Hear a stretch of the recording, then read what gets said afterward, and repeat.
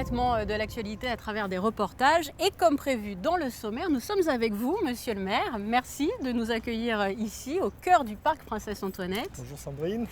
Pour parler, Monsieur le maire, d'un événement très important pour les Monégasques. Il s'agit du fameux Cavagnet, où il aura lieu ici, en fin d'après-midi, ce samedi 10 septembre.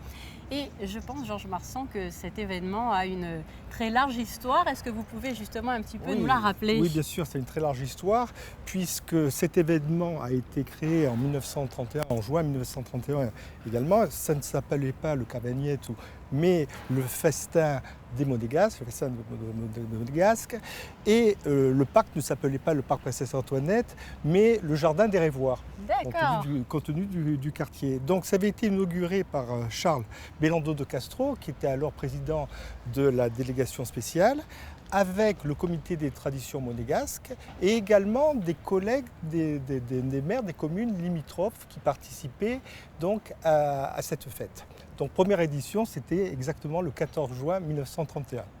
Et je crois d'ailleurs qu'on peut retrouver des clichés, des éléments de cette période, notamment au cœur de l'exposition qui est proposée dans la chapelle de la Visitation. Oui, il y a l'exposition patrimoniale jusqu'au 25 septembre, où il y a des clichés sur cet événement et où on voit comment était organisée cette manifestation. Donc en fait, la manifestation commençait beaucoup plus tôt que nous, elle commençait à 9h du matin jusqu'au soir. D'accord. Ça débutait par ce qu'on appelle un tir évidemment, au coq, au pigeon, au mouton, où les personnes gagnaient des trophées. Et toute la journée, il y avait donc des kermesses, et on célébrait notre culture, un peu comme aujourd'hui, et nos traditions, puisqu'il y avait des danses, déjà avec la baladienne qui existait alors, des danses, des chants, on célébrait notre gastronomie, donc il y avait également, c'était une fête religieuse, donc rien n'a changé par rapport à aujourd'hui. Et puis cette fête se terminait en fin de soirée, généralement, on avait la coutume qu'il y avait un maire de commune limitrophe, même ça allait jusqu'à Vintimille, qui venait un peu plus loin, et on plantait toujours un olivier. Un olivier pour célébrer, vous savez que l'olivier c'est le symbole de la paix, et donc c'était un moyen de coopération, de bonne entente avec nos voisins des communes limitrophes. Alors quel est le programme justement, alors de manière générale, mais plus particulièrement bien sûr pour ce samedi 10 septembre? Vous évoquiez notamment la messe il y a quelques minutes, on pourra bien sûr assister à une célébration œcuménique. Bien sûr, comme chaque année, donc la célébration, la fête commence à 18h, nous avons la messe par Monseigneur l'archevêque Barcy. Et ensuite, donc, nous avons le fameux Cavagnet, c'est-à-dire le panier du pique-nique en monégasque. Donc on a aussi changé de nom par rapport à 1931. Et donc la mairie, donc les Monégasques viennent avec leur pique-nique, mais la mairie offre toujours des pistes saladières, des plats nationaux, pistes saladières, soca, il y a des tourtes, il y a des grillades, il y a évidemment la fougasse. On offre également du vin pour l'apéritif, des boissons, des sodas pour les enfants. Donc il y a beaucoup de choses. Une anecdote, par exemple, on a 80 plaques de soca. D'accord, c'est énorme. On peut venir nombreux. C'est des dizaines de litres de soca, 80 plaques de soca. On a 250 mètres à 300 mètres de chipolata, de saucisses. On a peut-être 400 bouteilles de vin, etc. Donc, à consommer avec modération. Et les Monégasques viennent quand même avec leur petit panier parce qu'ils font partager leurs recettes de cuisine avec leurs amis, avec leur famille.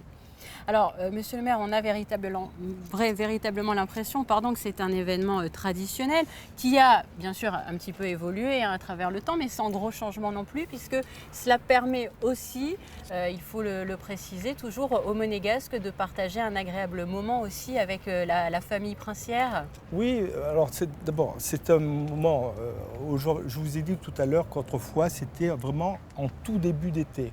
Aujourd'hui, c'est en tout début, c'est la fin de l'été. Pratiquement à l'automne aussi. Pratiquement à l'automne. Donc ça veut dire, d'abord, c'est la rentrée. C'est la Mhm. rentrée scolaire des petits, des plus grands. C'est la rentrée scolaire.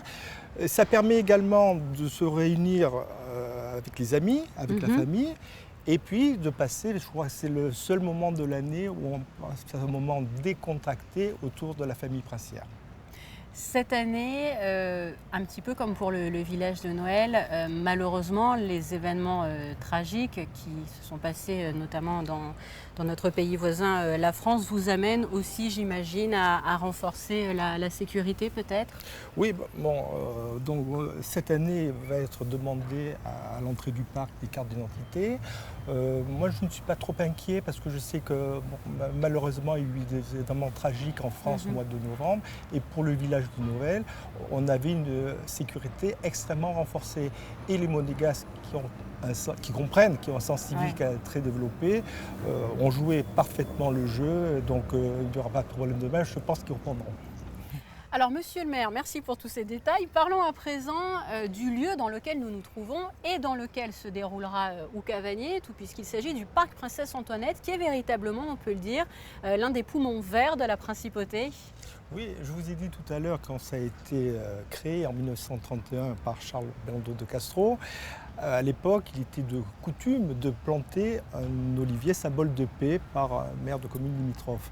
Aujourd'hui, le parc Princesse Antoinette, c'est 200 oliviers, plus les autres espèces, mais également 13 000 mètres carrés de parc à Monaco. Donc c'est quelque chose d'énorme. D'ailleurs, pour organiser ce cavanier, évidemment, il y a beaucoup d'administratifs de la mairie qui s'occupent de ça. De services sollicités, on l'a vu d'ailleurs dans un reportage. La communication, les services des travaux, mais il y a nos jardiniers. Aujourd'hui, il y a plus de 60 personnes avec les vacataires qui s'occupent de ce festin. Pour organiser donc au mieux cet événement qui aura lieu Cet donc, événement traditionnel. Rappelons-le, samedi à partir de 18h. Alors est-ce que de mémoire, monsieur le maire, un pique-nique s'est déroulé un jour peut-être sous la pluie ou sous le mauvais temps? Alors de mémoire, moi je sais que c'est Anne-Marie Campora qui a relancé cette fête qui aujourd'hui est devenue traditionnelle en 1991. De mémoire, je n'ai jamais eu d'orage de pluie. Bon, je crois que c'est un petit peu comme la fête nationale, en tout cas ça a été très rare. Merci beaucoup. Si je vous posais cette question, c'est bien sûr aussi parce que nos téléspectateurs vont pouvoir découvrir dans une petite poignée de secondes les prévisions météo des jours à venir. Merci encore, monsieur le maire. Merci, Sandrine. Et puis, écoutez, on se retrouve samedi soir. Donc à demain. Merci.